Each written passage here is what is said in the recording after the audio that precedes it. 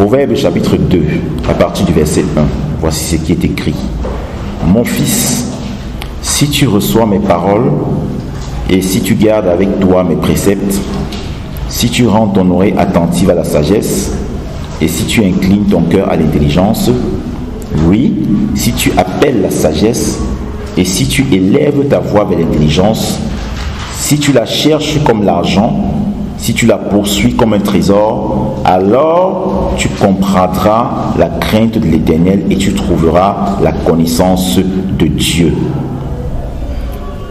Je vais d'abord m'arrêter là, au verset 5.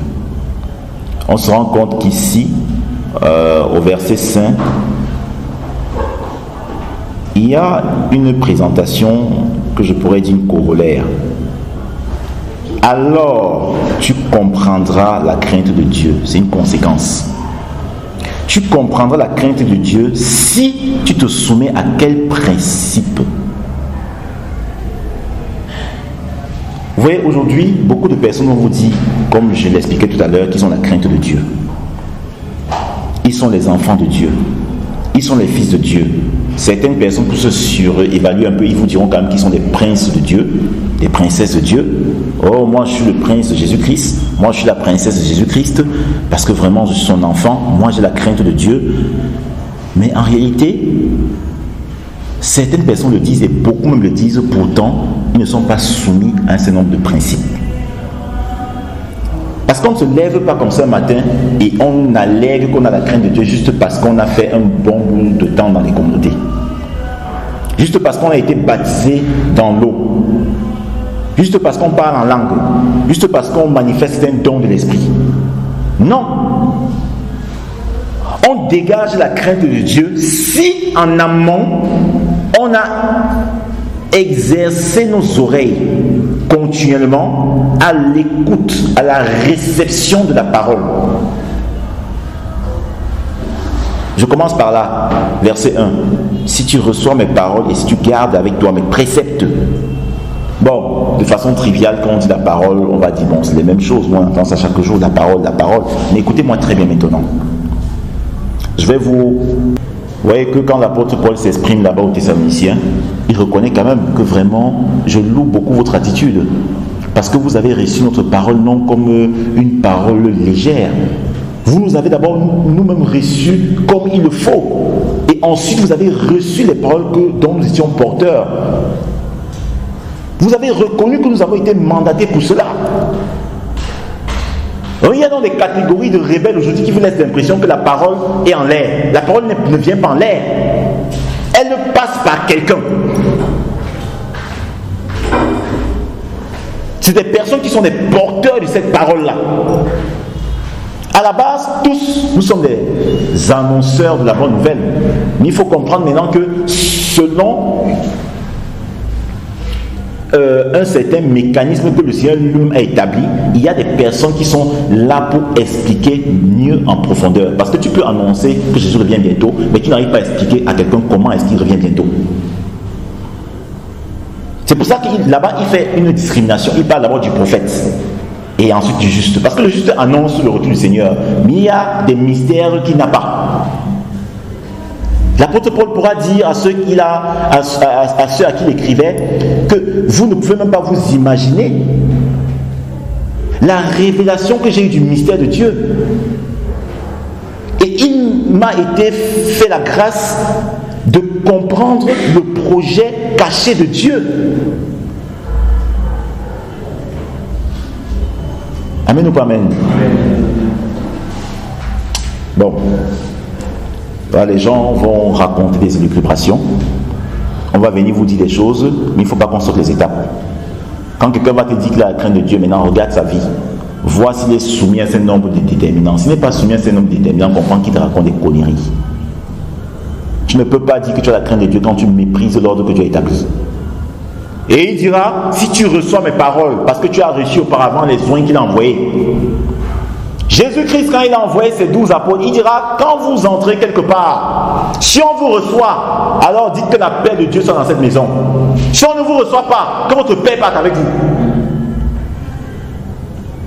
des malhonnêtes de plus en plus dans le Seigneur qui vous laissent l'impression qu'il faut mépriser les envoyés de Dieu. Tu méprises l'envoyé de Dieu, il repart avec sa paix. Le shalom, c'est quoi? Est-ce que la paix de Dieu, c'est juste le fait de dire que la paix soit avec toi? Non. Tu as la paix de Dieu parce que tu reçois les instructions de Dieu. C'est alors là que la paix s'établit dans ta vie. Dire pourquoi tous ceux qui passent le temps à mépriser le rôle des véritables ministères de Jésus-Christ ne peuvent pas avoir la crainte de Dieu en eux. Écoutez-moi attentivement. Dans le livre de Matthieu chapitre 10, le Seigneur Jésus-Christ dira: celui qui reçoit un prophète en qualité de prophète recevra une récompense de prophète. Et il dira: celui qui reçoit un juste en qualité de juste recevra aussi une récompense de juste. C'est le Seigneur qui marque la distinction.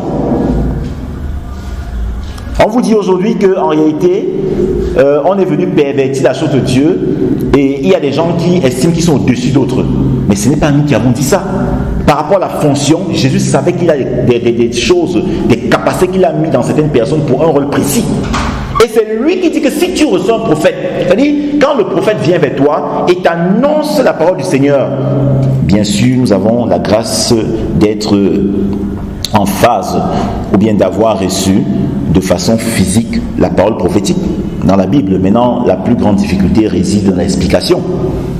Donc si quelqu'un est envoyé par Dieu en tant que ministre des saints ministères et t'apporte les instructions du Seigneur, si tu rejettes cette personne, si tu méconnais son autorité, ne te gêne pas, tu ne pourras pas plus tard estimer être nanti de la crainte de Dieu. Parce que ici, littéralement, si tu reçois mes paroles, les paroles du Seigneur ne sont pas comme ça en l'air. Il y a beaucoup de rebelles qui vont vous dire aujourd'hui que, en tout cas moi, quand j'ai adhéré à la spiritualité judéo-chrétienne, j'étais chez moi, personne ne m'a prêché l'évangile. Je vous dis que c'est des classes des rebelles, c'est des menteurs. Il est écrit comment est-ce qu'ils pourront croire si quelqu'un n'est pas parti vers eux leur annoncer la parole. Donc quand ici dit si tu reçois ma parole, c'est qu'en amont tu as reçu soit les saints ministères, soit tu as reçu un juste qui t'a annoncé l'évangile. Et tu ne pourras jamais donner une importance à ce qu'ils disent si tu ne reconnais pas leurs différentes fonctions, leur statut. Si tu refuses de reconnaître le statut du prophète qui vient t'annoncer l'évangile selon Jésus-Christ, alors tu ne pourras pas prêter attention à ce qu'il te dit. Si tu ne reconnais pas le statut du juste qui vient te parler de la bonne nouvelle, alors tu ne pourras pas donner de la valeur à ce qu'il te dit. Et quand aujourd'hui vous voyez des gens qui vous laissent l'impression qu'ils sont bâtis dans la crainte de Dieu tout en méprisant l'autorité des oints de Dieu, c'est des menteurs. C'est pour ça qu'il y a tellement de libertinage comme vous voyez là. De plus en plus, les apprentis sorciers se lèvent et disent que non, vraiment, ne respectez plus les oints de Dieu. Nous tous d'ailleurs on est les oints de Dieu aujourd'hui, mais c'est Jésus-Christ lui-même qui a reçu l'Esprit de Dieu sans partage, qui va discriminer le prophète du juste. C'est clair que le prophète aussi est injuste, mais là il met une distinction. Lisez d'autres versions, vous allez voir la précision. Là clairement, il plante le décor. Il atteste lui-même qu'il y a des personnes qu'il a mandatées pour parler avec autorité d'un certain nombre de choses. Malheureusement, nous sommes dans un temps d'amalgame. Je vous ai toujours dit, et la Bible vous enseigne, que lorsqu'on vous parle de Babylone, ne pensez pas que c'est juste un bâtiment ou bien ceci, comme certaines personnes veulent laisser l'impression. Babylone, c'est une idéologie. Ça veut dire que nous sommes dans un temps où il y a trop de mélange. À cause de certaines dérives, comme je vous disais tout à l'heure, à cause de certaines méconduites. Et encore, il faut faire la part des choses. Parce que dites-vous bien que beaucoup de ceux qui estiment être des oints de Dieu, des ministres appelés par Dieu, ne le sont pas. Selon ce que Jésus-Christ lui-même va dire. Il dira qu'il y a certaines personnes qui se sont eux-mêmes fait uniques. Et ce qui est curieux, c'est qu'à cause donc des hommes de Dieu qui sont imposés par leur propre volonté, d'autres personnes changent en réalité la loi que Dieu a établie pour le bon fonctionnement de l'Église. Parce que ces personnes-là, ils viendront toujours avec tellement de dérives. Puisqu'ils n'ont pas été appelés par Dieu, ils n'ont pas la capacité, ils ne peuvent pas tenir. Jésus-Christ dira que je ne parle pas de mon propre fond. Je parle de la part de Dieu parce que je ne cherche pas ma propre volonté. Quand quelqu'un s'appelle lui-même au ministère, il ne parlera jamais par le fond de Dieu. Il parlera par son propre fond. Parce qu'il est déterminé fondamentalement par l'idéologie humaine, la sagesse humaine, la sagesse théologique. Mais à cause des dérives de beaucoup de personnes qui font des théologies humaines et tout, on veut aujourd'hui changer le code que Dieu a édicté lui-même pour le bon fonctionnement de son corps. Or il dit, mon fils, si tu reçois mes paroles, tu as reçu ça en l'air, tu les as reçues par quelqu'un, un porteur de messages. Et si tu gardes avec moi mes préceptes, si tu rends ton oreille attentive à la sagesse, si tu inclines ton cœur à l'intelligence, parce que les préceptes du Seigneur sont porteurs déjà de sagesse. Dieu, dans sa grande sagesse, pouvait dire, n'abandonnez pas vos assemblées pour autant qu'elles ont une base selon moi, pour autant que leur matrice, c'est le Saint-Esprit, qu'elles ont pour point matriciel le roc séculaire. Parce qu'ils savaient déjà que les temps viendraient où les hommes méchants trouveraient des moyens pour pousser les gens à ne plus être en communauté afin de les fragiliser.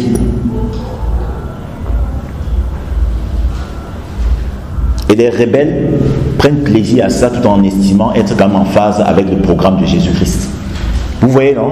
Si tu rentres attentif à la sagesse, dans sa grande sagesse, il savait déjà ce qui devait se passer aujourd'hui. C'est pour ça même qu'on avait dit déjà, n'abandonnez pas vos assemblées. On parle là maintenant pression des assemblées selon Jésus-Christ, qui trouvent leur origine non selon la volonté humaine, mais par la puissance de la résurrection.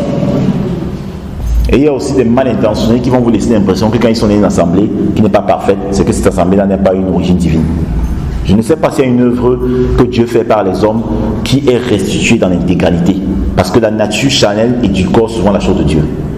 Lorsque nous faisons une œuvre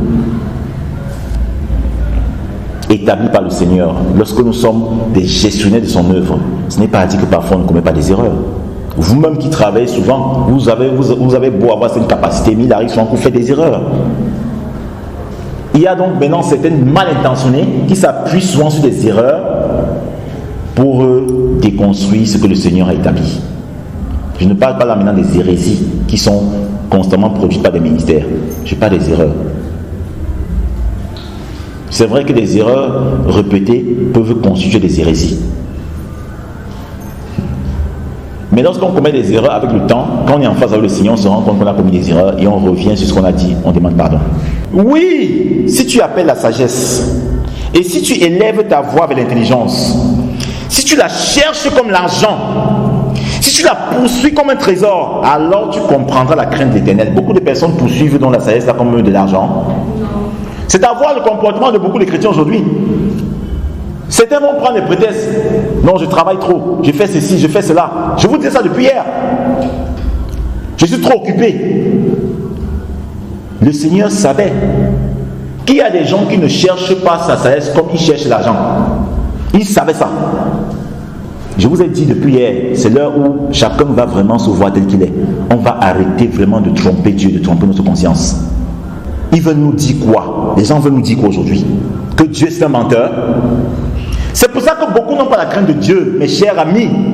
La crainte de Dieu est rare. Jésus-Christ dira que quand le Fils de l'homme reviendra, est-ce qu'il trouvera la crainte? Il n'y a pas. La crainte est rare. On se bat même pour de plus en plus nous arrimer au programme de crainte de Dieu. C'est rare. Je vous ai dit que dans la vision que le Seigneur m'a donnée, il y avait beaucoup de chrétiens qui disent qu'ils sont dans la vérité, qui demandent conseil à Satan. Parce qu'à cause de la sagesse humaine qui fait foi dans l'église comme étant sagesse divine, on établit de plus en plus des normes qui n'ont rien à voir avec le programme initial de Jésus-Christ.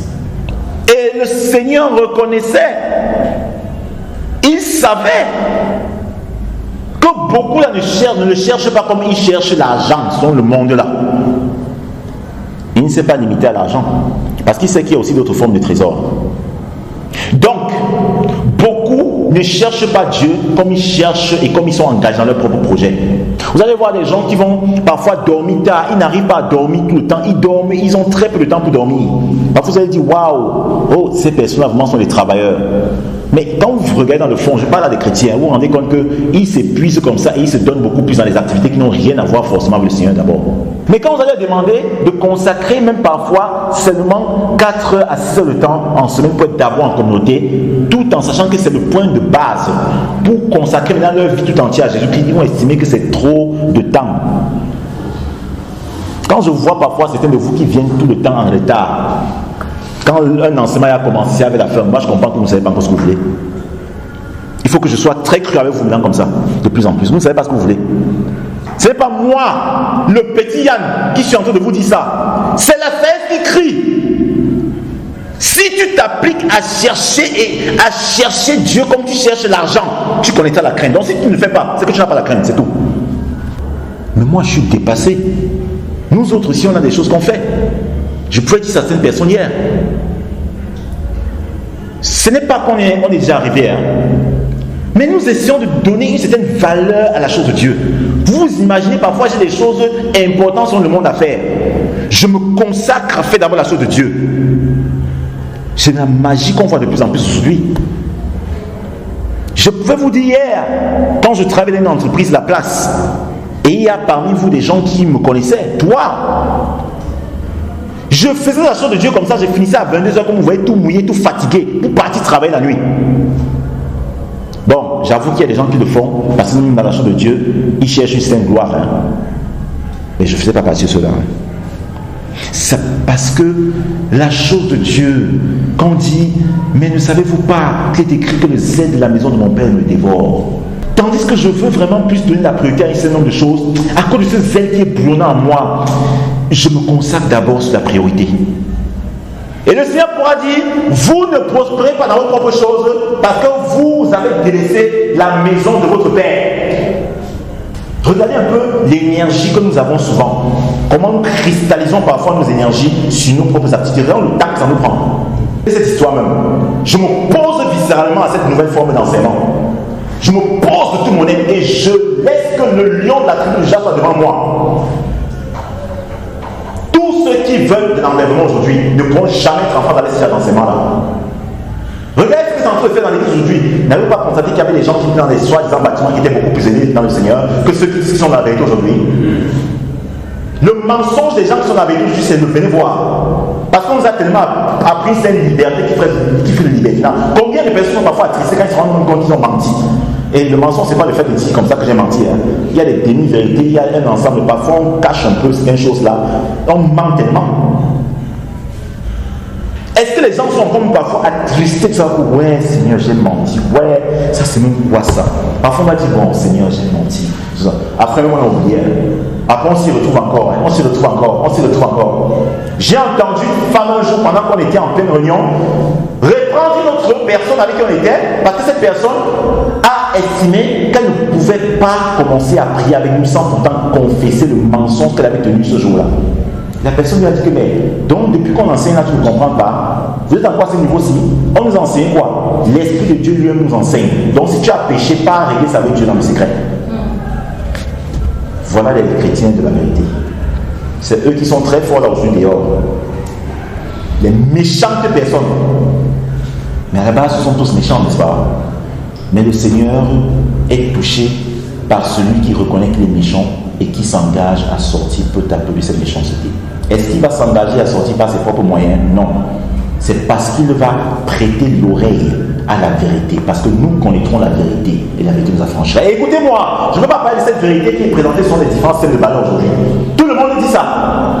C'est devenu le slogan de tout homme de Dieu. Vous connaîtrez la vérité vous affranchira. Même celui qui va dire après dans le couple de faire des pratiques contre nature. Il va quand même toujours dire que vous connaissez la vérité vous affranchira. Ça, c'est sa vérité à lui. Je ne parle pas de la vérité selon nos perceptions. Je parle de la vérité qui est une personne, Jésus-Christ. Jésus-Christ nous a dit de ne pas changer une autre à ce qu'il a établi. On est devenu aujourd'hui tellement sage qu'on estime qu'il faut, en réalité, non, vous savez, il faut qu'on essaie de s'arrimer au temps dans lequel nous sommes. Les choses d'avant ne sont plus comme maintenant et tout ceci. Imagine-moi. Imagine-moi, c'est possible même dans ce temps-là, quand on est soumis à ces activités séculaires, d'être toujours plus soumis aux choses de Dieu. Qu'est-ce qu'on veut nous amener? Donc nous autres comme ça veut dire que nous ne savons pas, on a raté notre vie, n'est-ce pas? Nous sommes fous, hein? On est insensés. Quand nous autres pouvons parfois nous efforcer, parce qu'il faut dire que ce n'est pas évident, à rester parfois les nuits tout entières, parce qu'on est en train de voir comment la chose de Dieu peut avancer. Pendant ce temps, les autres vont rester toute la nuit pour voir comment leurs activités vont avancer. Et après, ils vont dire qu'ils ont la crainte de Dieu. Donc non, on n'est pas aussi soumis au même déterminisme que les autres. La main ne tombe pas du ciel. Hein. Nous aussi, on se bat. Hein. Parce qu'il y en a qui veulent nous laisser l'impression à un moment donné que c'est comme si peut-être on prie et l'argent apparaît. Nous aussi, on se bat. Hein. L'apôtre Paul aussi, en son temps, il se battait. Hein. Mais il était quand même soumis. Il se battait parce qu'il y avait des réalités physiques. Mais ça n'empêchait pas que l'œuvre de Dieu soit pour une priorité. Rien ne pouvait empêcher l'apôtre Paul d'aller jusqu'au bout par rapport à la vision que Dieu établit. Regardez comment aujourd'hui nous sommes devenus tellement morts. Combien de personnes restent comme ça et vraiment à des moments se mettent à penser, à s'ouvrir, à se dire vraiment il faut que je sois abouti dans la vision de Jésus-Christ. Qu'est-ce que je peux faire pour que la chose de Jésus-Christ avance un peu plus? Bon, les chrétiens de trop de vérité vont dire que bon, même dans le travail que je fais, c'est tout l'œuvre de Dieu.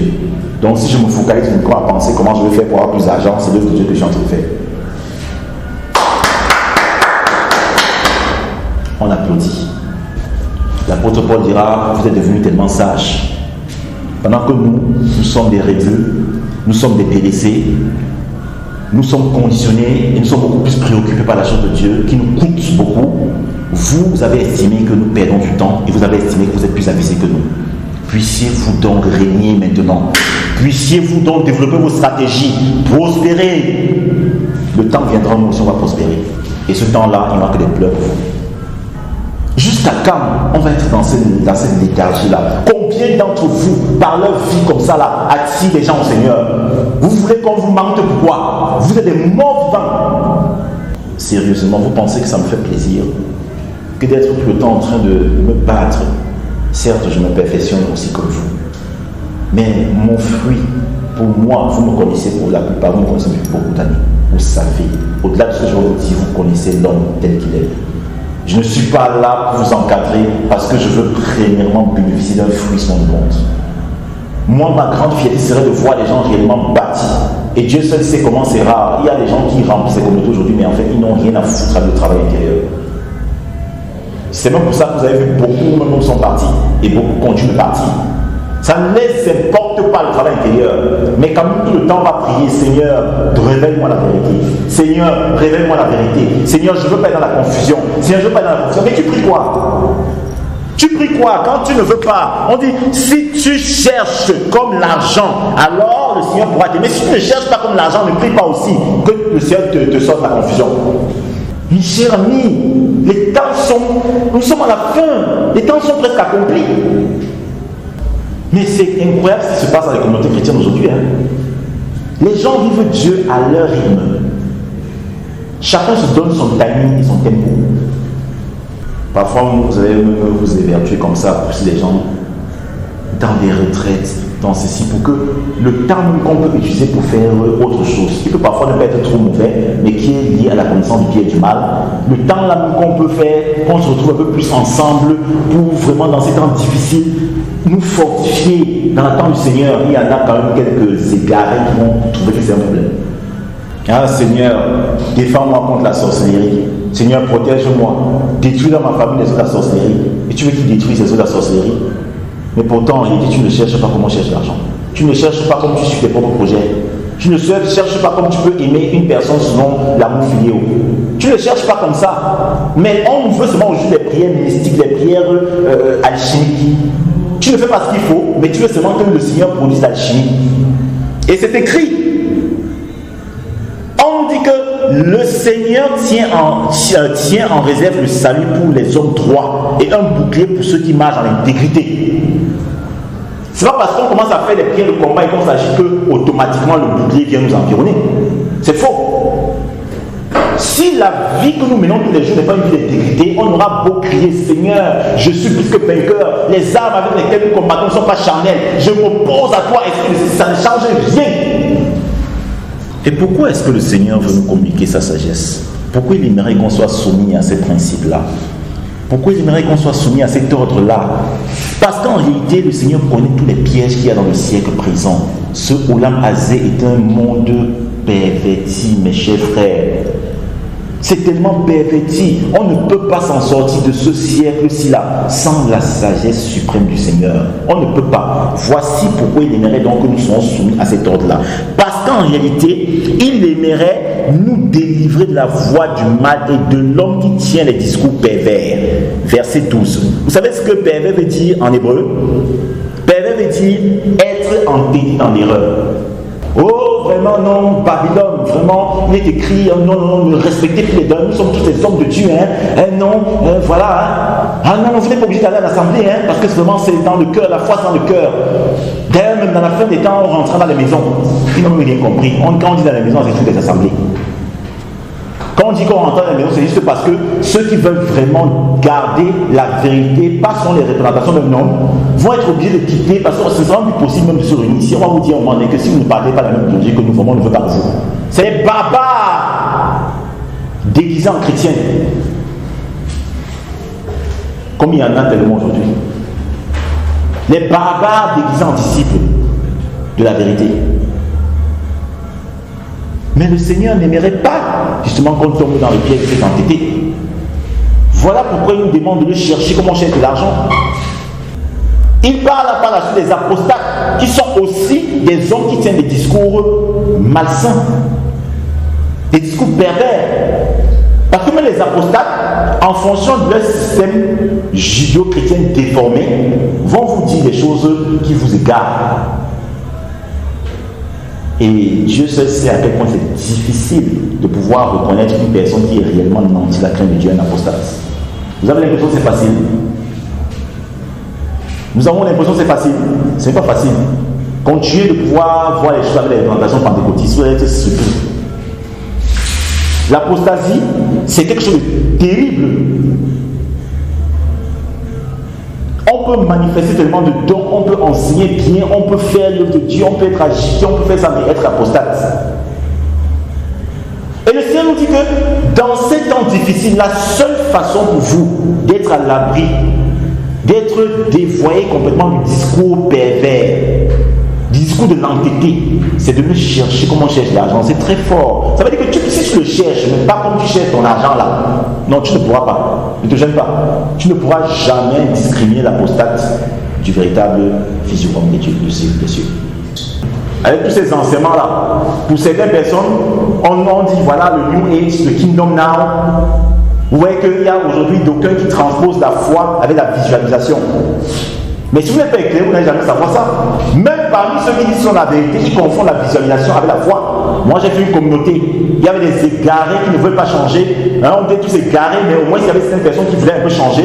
Mais ces gens qui ne veulent jamais changer, ils passent le temps à dire j'ai vu le pan de Dieu. J'ai vu le vêtement de Dieu. J'ai vu un ange apparaître pendant que tel chantait. Mais il se visualise ça. Ce n'est pas à dire qu'il a réellement vu. C'est une visualisation. Ça n'a rien à voir avec la foi selon Jésus-Christ. Et il y en a tellement qui écoutent ces chinois. J'ai vu. Quelqu'un vous dit tout le temps qu'il a vu, mais quand vous voyez sa vie, vous ne voyez pas cette personne qui cherche Dieu, comment c'est l'argent. Laissez tomber. Ça n'a rien à voir avec la vision sur Dieu. Soit c'est Python, soit c'est l'intelligence humaine, soit c'est la sagesse humaine et tout ce que vous voulez. Et c'est eux qui nous font la leçon. Quand nous efforçons comme ça dans ces temps difficiles de sortir de l'ornière du mal, ce n'est pas facile. Le défi est très grand. Quand chacun fait une introspection de sa vie en toute vérité, c'est parce que nous avons atteint un niveau où nos consciences sont déjà cautérisées. Puisque bien sûr, le prophète dira, les temps viendront où il y aura des gens qui changeront le bien en mal, le mal en bien. Donc il y a des gens qui croient que leur mensonge, ça c'est la vérité. Vous voyez des personnes qui, en réalité, à un moment donné, à cause de ce que dans son amour insondable, le Seigneur veut nous aider, il permet souvent que des gens, à un moment donné, se retrouvent dans des contextes où la parole va leur être prêchée pour qu'ils changent de mentalité. Mais comme ils sont tellement entêtés, Ils aiment tellement des forteresses qui les protégeaient par le passé qu'ils ne vont jamais vouloir changer. Et Dieu nous dit donc que si nous le cherchons comme l'argent, il va nous délivrer du discours de ces personnes entêtées là. Ils sont dans les communautés partout, ils ont la vérité, tout ça, mais ces entêtés rebellent à la vérité. Vous n'avez pas constaté que c'est parfois très difficile de pouvoir un moment être décisif par rapport à ces personnes-là. Parce qu'on voit quand même des bons côtés qu'ils avaient, n'est-ce pas? Mais Dieu dit que si vous le cherchez comme l'argent, il va vous dégager de leur piège. Tellement c'est difficile qu'il y en a qui me prennent parfois même pour un égaré. Parce qu'on me dit que j'ai des problèmes parce que comme certains apôtres, certains prophètes. Pourtant, on n'a pas de problème. Au contraire. Mais c'est parce qu'on se rend compte que ils sont séduits dans certains pas par le programme de l'Antéchrist. Et ce n'est pas à dire que nous pouvons aussi être séduits. Nous aussi, on s'est interpellés par ceux qui peuvent nous interpeller si nous avons l'amour pour l'écoute. Mais quand vous allez dire aux gens, faites attention, ils vont commencer à croire que vous voulez verser la délation, dans la calomnie. On va vous dire après que non. Je ne sais pas si vous savez ce qu'on appelle la calomnie. Calomnie veut dire venir dire quelque chose faussement, rendre un témoin faux de quelqu'un. Donc s'il arrive pour rendre un témoin de moi et que c'est exact, que ça me plaise ou pas, vous ne me calomniez pas. Quand vous allez vous donner des enseignements, ils vont estimer que franchement, non, là, d'autres là, vraiment, c'est compliqué. En tout cas, je vais un peu partir voir l'enseignement de tel truc pour voir un peu si c'est comme ça. Et il dit pourtant que sa sagesse parle afin de nous délivrer des chemins ténébreux, de nous délivrer de ceux qui trouvent la jouissance à faire le mal et qui mettent le plaisir dans la perversité. Vous avez l'impression que c'est uniquement des personnes qui parlent de tuer, qui font ceci. Non, c'est bien plus compliqué que ça. Laissons un peu le niveau d'interprétation 1.0. Ce n'est pas parce que tu ne marches pas un meurtrier que tu penses que tu es sauvé, que tu es tiré d'affaire. Mais ceux qui font le mal, c'est quoi? Puisque même dans le milieu chrétien, nous faisons le mal. Le mal, c'est quoi? Le mal, c'est le contraire du bien. Donc le mal, ça veut dire que tu fais juste ce que Dieu n'a pas demandé que tu fasses et tout. Le mal, c'est le contraire du bien. Le mal, c'est quoi? On a fait un enseignement ici une fois. Or, bien, lumière, n'est-ce pas? Le mal, c'est le contraire, ça veut dire calamité. Donc, il est en train de nous dire que si nous appliquons à écouter ce qu'il dit, il nous détournera des gens qui viennent toujours s'aimer la calamité dans l'entreprise de Dieu. Les désordonnés, les insoumis, les rebelles à la vérité. Eux, ils sont tellement saints qu'ils traitent directement avec le Saint-Esprit. Ils n'ont pas besoin d'un homme. Vous allez entendre toujours des discours, je ne cherche pas à plaire à l'homme. Je ne cherche pas à faire ceci. Vous avez dit depuis déjà 1 an et demi que ça c'est des discours tendancieux. Parce que quand l'apôtre Paul le tenait, ce n'était pas avec la même pensée que nous avons maintenant. Eux, ils vont rester dans leur chambre et comme ils sont les enfants favoris du Seigneur, le Seigneur va outrepasser ses commandements pour leur apparaître et les enseigner. Comme il est écrit que l'Esprit de Dieu vous enseignera. Mais c'est ça les gens qui font le mal, qui viennent établir le chaos dans l'entreprise du Seigneur. C'est pour ça que mes chers amis, vous ne gênez pas. Vous tous qui épousez ça, tous qui avez épousé ça par le passé, n'a jamais été productif. Il faut prendre conscience comme ça pour commencer à être productif. Quand on était dans ces trucs fondamentalement, et quand vous y êtes dans cet aspect de vos vies, c'est pour ça qu'on n'est pas productif. C'est le chaos qui règne, c'est le désordre, le tohu. Au commencement, la terre était informe et vide, le chaos, il n'y avait rien, aucun arbre. La terre ne pouvait pas produire parce que le chaos. Il dit donc que si on s'applique à cela, il va nous aider afin que nous soyons à l'abri des gens qui sont des producteurs industriels du chaos.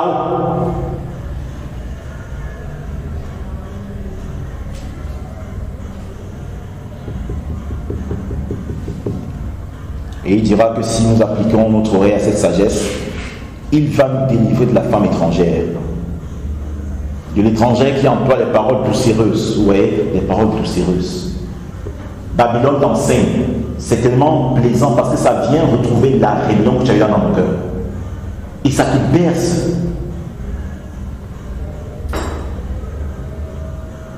C'est doucereux. La femme étrangère, c'est qui? C'est la femme mystère. C'est Babylone la grande. Puisque ça vient déjà retrouver les valeurs que tu as. C'est curieux, hein? De voir, comme je vous l'ai dit une fois, que des gens qui était complètement phagocyté par le parasite du siècle présent, pensent que dans leur façon de voir les choses, il y avait quand même des éléments bien selon le bien et non selon la connaissance du bien et du mal. Au point où, quand ils écoutent certains enseignants qui disent des choses, de par leur expérience, ils attestent que c'est vrai. Ils ont fait l'expérience sur le Seigneur pour attester que c'est vrai. Vous comprenez ce que je veux dire? Quand on dit maintenant que non, en réalité, il ne faut plus respecter les pasteurs, parce qu'en réalité, on est tous égaux. Il dit c'est vrai. Moi, je savais dire ça parce que je m'étais rendu compte que cette histoire, vraiment, ces gens exagèrent. Bon, lui, il avait quelle expérience dans le Seigneur pour se rendre compte que ce qu'on dit est vrai. Vous voyez, ça devient maintenant pour lui quoi, une parole doucereuse. Ça vient déjà conforter la rébellion dans laquelle il était construit les uns. C'était où on dit que vraiment, moi, je sentais déjà que ce n'était pas arrêter les sensations, quel senti. On vous dit que l'homme animal n'a rien à voir avec la pensée de Dieu. Les pensées que nous avons souvent émises en tant qu'être animal, même si elles étaient vraisemblables, sont fondamentalement déterminées par la connaissance du bien et du mal. Voilà pourquoi vous allez voir aujourd'hui des personnes qui, dans les communautés chrétiennes, veulent importer ces valeurs-là. Et je ne cesse de dire, quand quelqu'un va t'appeler toi, papa, n'est-ce pas? Ton nom c'est papa. Quand on va l'appeler là, maman, son nom c'est maman. Quand tu appelles tata, ton nom c'est tata. Mais vous allez voir ces personnes-là, quand tu dis pasteur, il dit, c'est quoi? Non, on est frères. Son nom c'est papa. Son nom c'est tata. Vous voyez l'hypocrisie à laquelle nous sommes dans. Des rebelles. Et en fait, l'apôtre Paul avait parlé d'eux. Jésus-Christ avait parlé d'eux. Il dira que vous voulez laisser l'impression que vous amenez les gens à la délivrance, mais vous voulez qu'ils soient plus aidés pour vous et non pour Dieu. Par le passé, je voyais, on était animés d'un saint zèle. Parfois, les gens se levaient la nuit, priaient. On vous dit que non, l'esprit, il ne faut pas. Il y avait des gens qui se disaient qu'à telle heure, ils prient. Ce n'est pas mauvais. À la base, il faut s'imposer cette discipline. Mais dans cette discipline, ce qui est mauvais, c'est de faire comme si on doit seulement s'en tenir à ça. Tu n'es pas discipliné, tu ne pourras jamais connaître un certain nombre de mystères du Seigneur. Parce que Dieu, c'est un Dieu de discipline. Mais c'est pour dire qu'il y a une discipline. Il ne faut pas seulement se dire que, en fait, comme aujourd'hui, l'Esprit Saint nous a donné la liberté en tout temps. Ça, c'est des histoires. Même avec l'Esprit Saint, il faut s'imposer une discipline. On va dire non, vraiment, si l'ennemi sait déjà à quelle heure tu as déjà arrêté tes trucs, vraiment, il peut venir te piéger. Ça, c'est des conneries. Le piège, juste, c'est que quand tu arrêtes ça, tu peux avoir l'impression que le reste de ta journée, tu n'as plus besoin de le prier. C'est ça le piège, juste. Quoi qu'on puisse vous dire, on nous présente le Maître Jésus comme se retirant parfois seul. Très tôt le matin. Parfois dans la journée. Parfois la nuit. Ce n'est pas écrit. C'est que des ordres sont donnés. Et voilà, on a bien vu ce que ça a produit. On voit bien ça aujourd'hui sur les chrétiens de la vérité. Ils sont des chrétiens productifs. Ils produisent beaucoup de fruits de l'esprit. Ils ont de bons comportements et de bons caractères. Mes chers amis, sauvons-nous de cette génération perverse et vraiment corrompue. Vous allez supporter que je vous parle avec ce ton. Je me le permets et je me l'autorise en fonction de l'autorité que Dieu m'a conférée.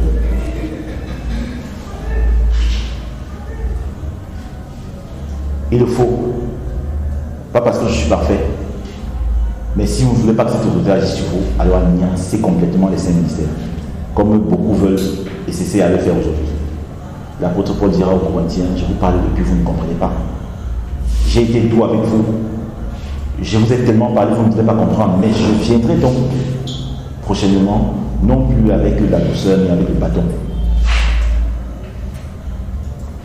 Et un bâton, pas pour vous détruire, mais pour vous châtier quand même. Parce que vous êtes devenu trop prétentieux. Le Seigneur vous a donné tellement de grâce. Vous avez l'impression que vous avez l'apanage de la vérité. Parce qu'il y a tellement de grâce de dons parmi vous. Mais regardez ce que vous faites. Regardez les comportements que vous affichez. Regardez le témoignage devant les païens. Pourquoi vous voyez des gens parfois dans cette communauté tellement âgés qu'ils n'aiment pas qu'on leur fasse des reproches? Parce qu'ils estiment que leur expérience de vie est suffisante. Vous comprenez? Oui. C'est ce que le Seigneur dit. N'est-il pas écrit dans le livre de Jean que ce qui est né de la chair est chair, ce qui est né de l'esprit est esprit? Et c'est là où vous voyez maintenant la vraie humilité. Ces gens qui disent qu'ils aiment beaucoup la vérité, on dit non, non, non, quand tu parles comme ça, c'est qu'il n'est pas humble. Non, il parle comme ça, il n'est pas humble. Parce qu'ils aiment des personnes qui vont manipuler. Un homme de Dieu, ses ministères ne doivent pas être manipulés.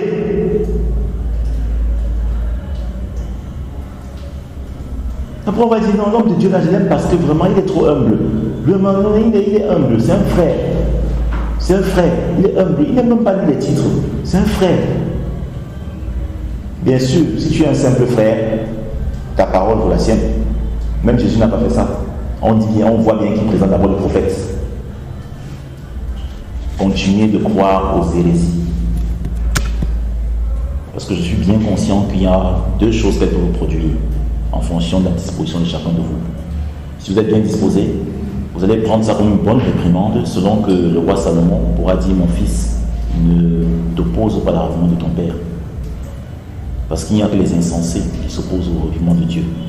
Mais si vous êtes mal disposé, tôt ou tard, ça va produire à vous autre chose. Comme ça a produit à beaucoup de personnes qui fuient subtilement, silencieusement, croyant faire du mal à une communauté physique. Vous-même, vous êtes conscient que nous ne faisons pas partie de ceux qui passent le temps à pleurer. Parce que ce qui importe, c'est la qualité de la formation. La qualité.